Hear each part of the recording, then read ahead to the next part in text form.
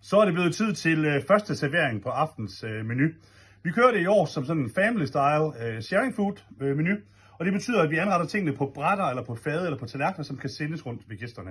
Det vil sige ikke nogen portionsanretninger. Det kan man selvfølgelig også vælge, hvis man er mere til det, men konceptet er, at man laver som små fade og skåle. Jeg har haft mine små dumplings herinde og varme i ovnen, ifølge de tider, som står på siden, I er på. Og det samme med vores forårsrulle med tigerrejer herovre. Og ellers så har jeg gjort alle mine elementer klar ud fra de lister, som er på hjemmesiden.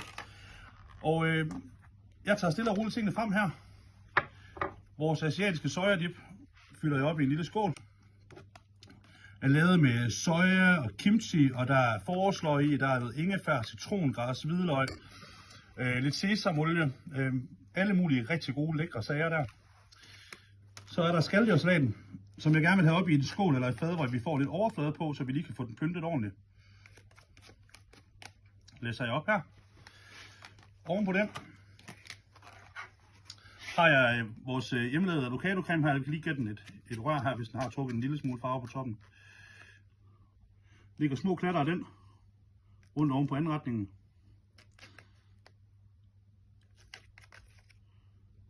Sådan der. Topper den op med lidt sprødt her, så der lige er lidt til kontrast til alle de lækre skaldyr. Den er lavet med krabsehaler og krabbekød og lidt muslinger og rejer. Så der er alt muligt godt i den. Fyld godt op der, og så lidt urteslag på ovenpå. Og så er det ellers bare i med en stor ske, når man skal til at tage den. Ellers så tager vi tingene fra, der har været i ovnen herovre, og lægger op på vores fad. Således her.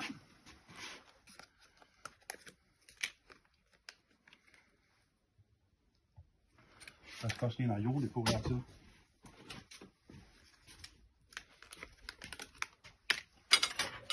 Aioli kan man enten vælge at komme i en bøtte, eller bare lægge den på fadet her. Jeg vælger bare at lægge den på fadet. Det synes jeg ser dejligt hyggeligt ud. Og ellers så kunne fadet til sådan her ud, og den her ved siden af. Og så er det bare at sende det rundt ved bordene. Sørg for at få en ske i til den gode sojadip her, så man virkelig kan få fyldt sine dumplings godt op med lækker dip. Velbekomme.